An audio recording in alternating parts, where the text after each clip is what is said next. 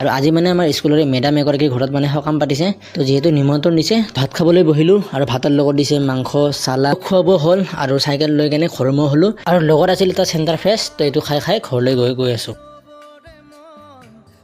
তো ইফালে বতৰটো একদম বেয়া হৈ পৰিছে বৰষুণ নিদিলে হ'ল আৰু যেনে তেনে ঘৰ যাই পালে হ'ল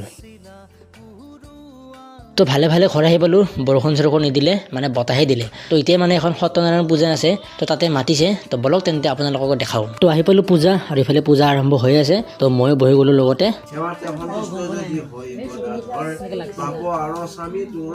তো প্ৰসাদ দিলে আমাক আৰু প্ৰসাদ খাই আছো লগতে ইফালে চাহও দিলে তো এতিয়া বহি চাহ প্ৰসাদ খাওঁ